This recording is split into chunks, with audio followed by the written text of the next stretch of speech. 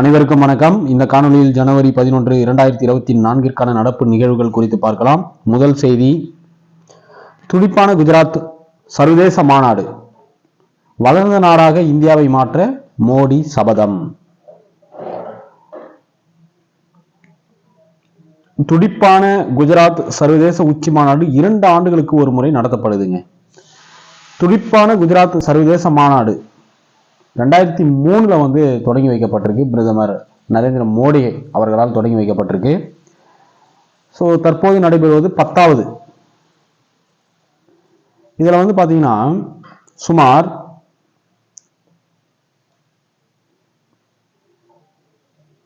100 நாடுகள் பங்கேற்றிருக்கிறது.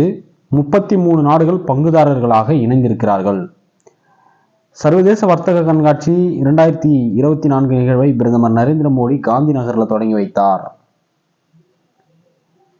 என்பது தெரிஞ்சு வச்சுங்க. இந்த மாநாட்டில் கலந்து கொண்டவர்கள் பார்த்தீங்கன்னா குஜராத் முதல்வர் பூபேந்திர பட்டேல், குஜராத் ஆளுநர் ஆச்சாரியா தேவ்ரத், ஐக்கிய அரபு அமீரக அதிபர் முகமது பின் சையது அல் நஹ்யான்,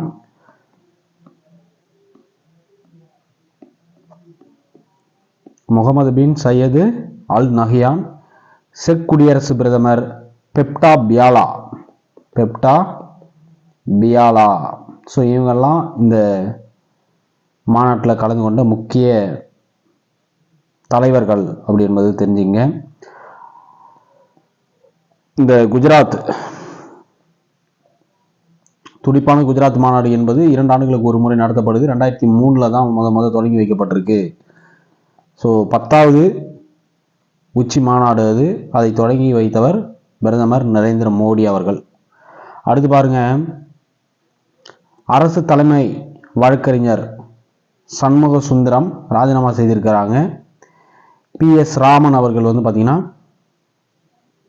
தமிழ்நாட்டுடைய அரசு தலைமை வழக்கறிஞராக நியமிக்கப்பட்டிருக்காங்க என்ற செய்தி தெரிஞ்சுங்க. அடுத்து பார்த்தீங்கன்னா ஜனவரி 12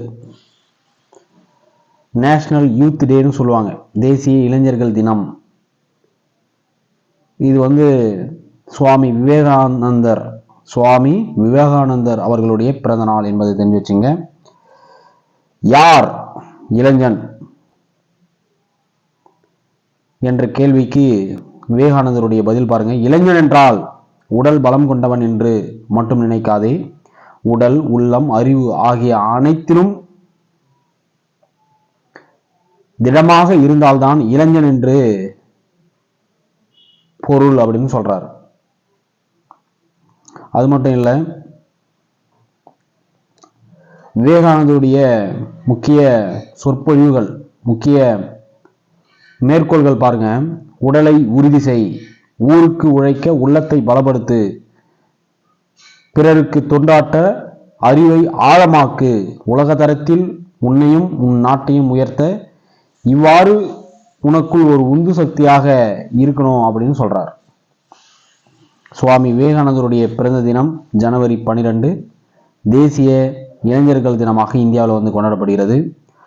அடுத்து கடைசி செய்தி பாருங்க, ஆசிரியர் தேர்வு வாரியத்துடைய வருடாந்திர தேர்வு கால அட்டவணை வெளியிடப்பட்டிருக்கு. காலி பணியிடங்கள் எண்ணிக்கை குறைக்கப்பட்டிருப்பதனால தேர்வர்கள் அதிர்ச்சி அடைகிறாங்க அப்படின்ற போல ஒரு செய்தி. டிஆர்பி எக்ஸாம்லாம் அப்ளை பண்ணுவாங்கல்ல, ஸோ அதோடைய வருடாந்திர தேர்வு கால அட்டவணை கொடுத்துருக்காங்க. ஸோ அடுத்த காணொலியில் பார்க்கலாம். தேங்க்யூ கைஸ் ஃபார் வாட்சிங் திஸ் வீடியோ.